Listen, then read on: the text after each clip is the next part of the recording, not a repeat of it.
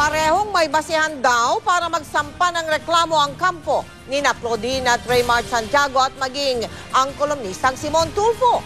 Ang insidente, nais naman ngayong paimbestigahan sa Kamara. Nakatutok si Cesar Apolinario. Sa nangyaring ito, sino nga ba ang tama? Sino nga ba ang mali? Sino ba ang naagrabyado at sino ang nang-agrabyado? Ang sagot, depende kung sino ang kausap mo. May bersyon na mag-asawang Raymart Santiago at Claudine Barreto. May ibang bersyon din ang broadcaster at kolumnistang Simon Tulfo. Pero sa tingin ng litigation lawyer na si Attorney Galileo Angeles, may basehan ng dalawang kampo na magreklamo sa korte. Sa bahagi daw ng mag-asawang Santiago, pwede nilang sampahan ng unjust vexation at slight physical injury si Tulfo. Dahil sabi na mag-asawa nang inis pa raw ang kolumnista nang tanungin kung bakit niya kinukunan ng litrato ang aktres. Kung yung aksyon ng isang tao na pinapakita sa iyo ay nakakairita sa iyo or vexing in nature, so pwede mo talaga siyang ireklamo at pahintuin. Sabi ng kampo ng showbiz couple, si Tulfo raw ang nagsimula ng gulo dahil tinadyakan at tinulak daw nito si Claudine. Kaya sabi ni Atty. Angeles, kung nais pabigatin na mag-asawa, ang kaso laban kay Tulfo, pwedeng isama pa ni Claudine ang karapatan niya sa batas bilang babae. Si Raymart naman daw pwedeng idahilan na pinagtanggol lang niya ang asawang sinaktan umano. Pero may laban daw si Tulfo sa issue ng umano'y invasion of privacy. Wala naman daw kasing masama o illegal sa ginawa niyang pagkuha ng litrato. Bukod sa isang mamamahayag si Tulfo, pampublikong lugar ang NAIA Terminal 3 kung saan niya kinuna ng litrato ang aktres. Yung justification ng Tulfo is una-una, wala naman siya na-violate na crime doon sa mere fact na pagkuha noong video. Okay? So pangalawa, hindi rin naman justified kung kumukuha ka lang ng video o sabihin mo na nagkakaroon ka ng vexing activities o yung nakakairitang ginagawa mo. Hindi rin naman justified na gulpihin ka. At dahil sa natamong bugbog ni Tulfo, pwede rin daw itong maghain ng physical injuries laban kina Santiago. Sabi pa ng kolumnista na nakatikim siya ng masasamang salita mula kay Barreto, kaya pwede rin daw itong maghain ng grave oral defamation. 1 hanggang 2 araw na kulong ang parusa sa kasong unjust vexation. 1 hanggang 30 araw naman sa kasong physical injuries, depende yan sa lalim ng sugat na dinulot sa tao. Kadalasan daw tumatagal ng 12 to 18 months o pataas bago madesisyonan ang mga kasong nabanggit. Kaso, hindi magandang experience yan. Pangalawa, matagal ito. Tsaka yung stress at hassle na ibibigay sa iyo na ma-involve ka sa isang kaso, hindi worth it eh. Ito mas maganda magkasundo talaga. Ang National Press Club o NPC kinundina naman ang ginawang pambubugbog ng grupo ni Santiago sa broadcaster na si Tulfo. Maghahain naman ng resolusyon si Agham Party List Representative Angelo Palmones sa Kamara kaugnay sa nangyaring rumble sa airport.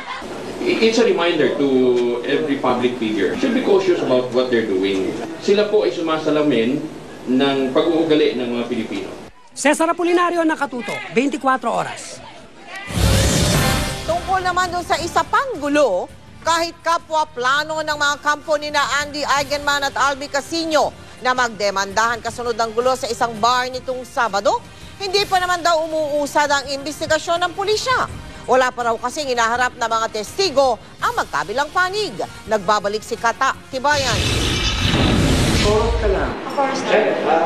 Porsigidong kampo ni Albi Casino na sampahan ng kaso ang mga sangkot sa pambubugbog sa aktor nitong nakarang Sabado. Kumukonsulta na ang ina ni Albi na si Rina Casino sa mga abogado habang patuloy pa rin ang pagpapagaling ni Albi sa kanilang bahay sa Quezon City.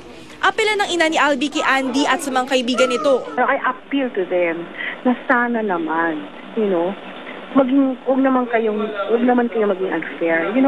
Let us help each other. Yung anak ko na agrabyado, pakikiusap ako sa inyo. Huwag niyo sana i-conceal yung mga evidence. Ayon sa pulisya, hindi pa umuusad ang kanilang investigasyon dahil wala pang witness na hinaharap ang dalawang panig. Babase tayo sa mga statement nila, sa ngayon wala pa tayong statement na nakukuha.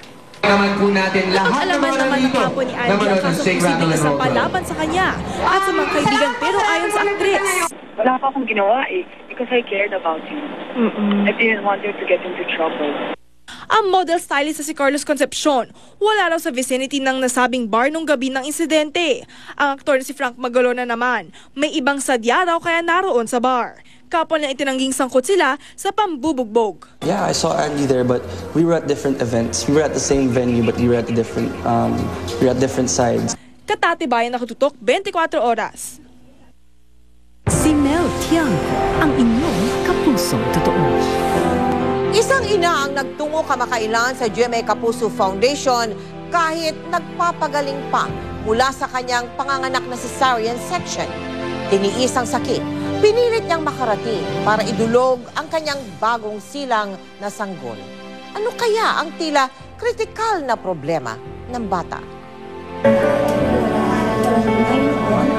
Maraming kaso ng mga baby na may club foot ang nailapit na sa GMA Kapuso Foundation.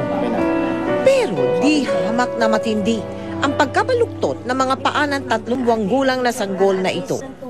At ang kanyang mga kamay na natili namang nakasara mula pa nang siya ay ipinanganak. Pero dalawa lamang pala ito sa napakaraming problema ni Baby May Silva. We call it a clutched hand deformity.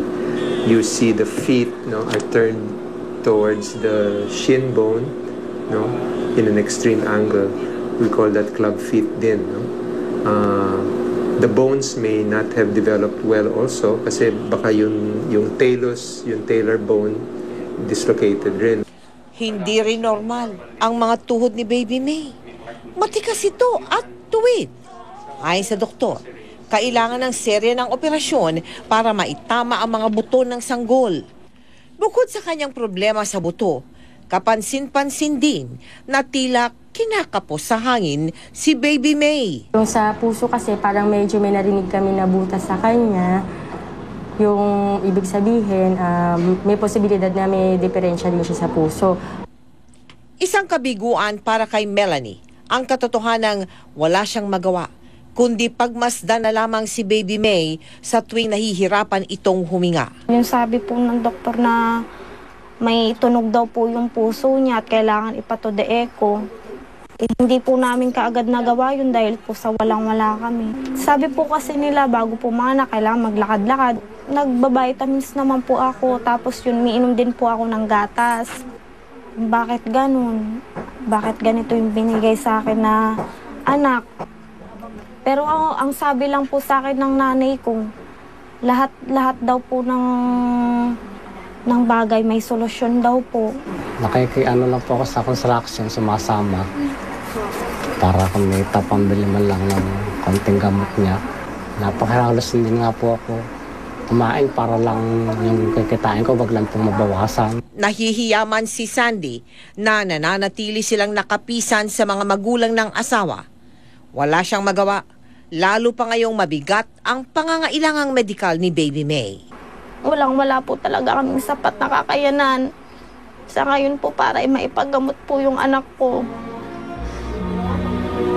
Nagmamakaawa lang po ako na para po maging kahit papano po, maging normal po ang buhay ng anak ko.